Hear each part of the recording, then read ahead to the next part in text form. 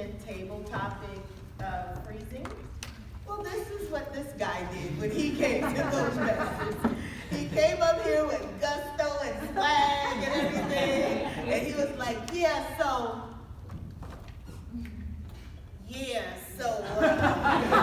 and then he looks up, he goes, this is harder than I thought. So now he has already done his icebreaker, and now he's bringing us another wonderful speech to show his growth and his dedication to the club. Please welcome Talmadge Spicer with 13,000 feet.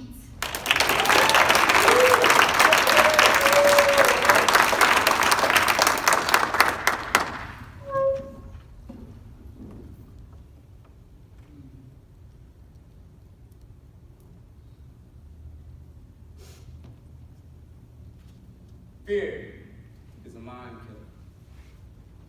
It is that little evil that disintegrates us from the inside out.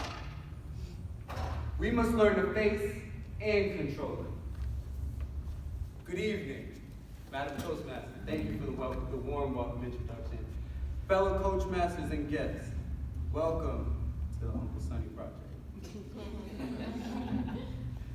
My name is Talmadge Spicer, and I'm here to remind you to have the guts to follow your gut. What I want to do tonight, ladies and gentlemen, is take you on a little trip. But before I kidnap you, show of hands, anybody have a fear of flying? Fear of flying at all? Just a couple, all right? Pretty courageous group. Give me 7 minutes, I'll change that. The only word of advice that I have for you tonight is to breathe anytime that I say breathe. Right? You ready? Let's try it out. Breathe. Perfect. Nice deep breath. Nice deep breath. So we're going on a trip. So picture this. We're boarding an airplane. Right? You're getting on this airplane and you're filled with such an excitement of being able to get out of LA. Right? You're escaping all of the crowds, the smog, and that LA traffic, right? So we're getting away. You're boarding this airplane and you notice there isn't as many people on this plane as you're used to. But hey, less people means it's easier to get off, right? When you get off, so it's all good. You go towards the back of the plane. Let's say this. You're going to the back of the plane and you find your place and you can finally breathe.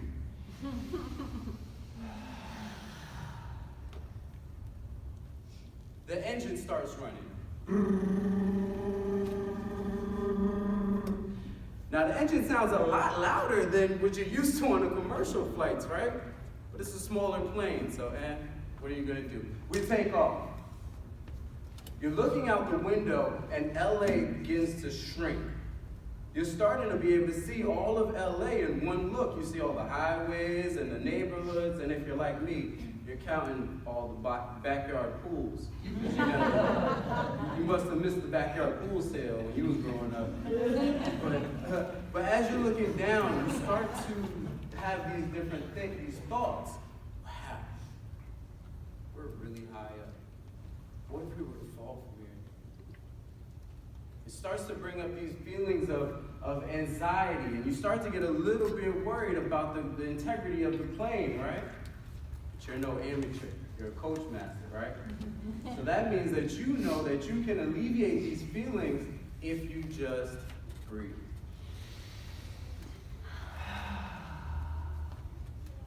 Just then, the man on your back yells, "Are you ready to rock and roll?" He has a camera attached to his wrist and is pointed at your face. And just then you realize that this is no normal flight.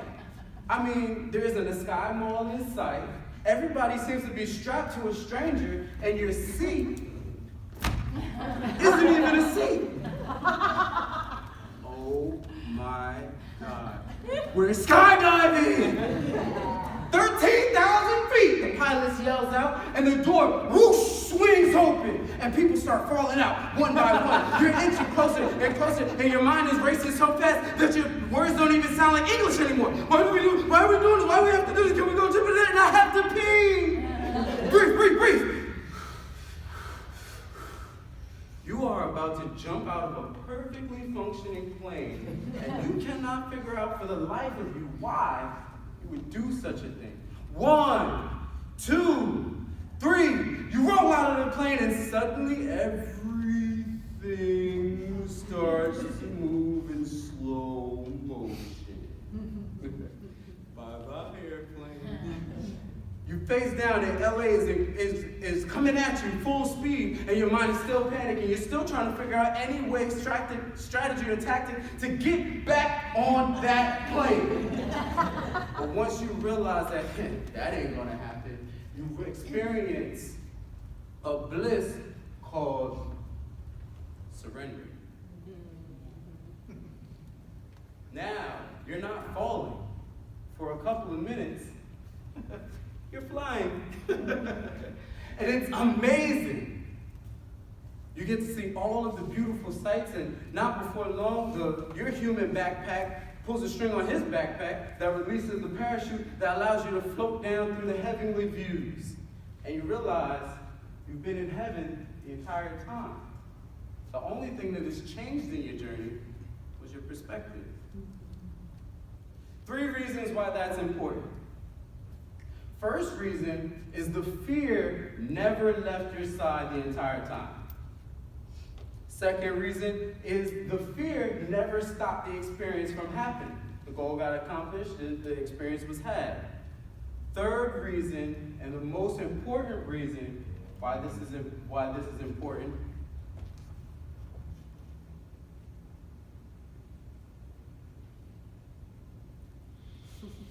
breathe.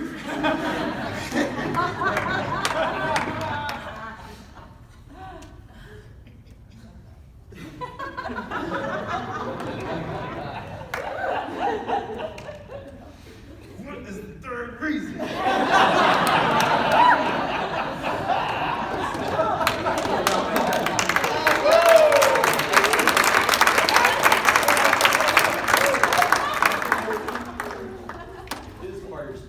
I'm not going out with that. Never stopped you. Oh, my phone is recording. Hey guys. That's where my phone is.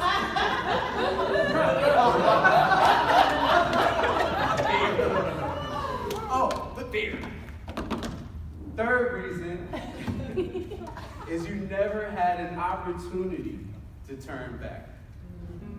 Right? So the point of this is the point of no return. So I believe that we've put a lot of emphasis on fear. We give it this power as a limitation and a boundary that you must first break through before you can do the thing that you're afraid of. I think, and I want to suggest to you, that maybe instead of giving fear the power, we should give the power to the small things that we can do just to get past the point of no return. When I went skydiving, the point of no return was when I bought the ticket, because I'm not into wasting money. But once I paid that money, I'm not getting it back. Skydiving was already done. I didn't even think about it. But I was able to hold off the analysis paralysis long enough to get past the point of return. And in that space, it does not matter how fearful you are. Because before you know it, you get to the point of return, no return, and before you know it, your first speech is already done. Yeah.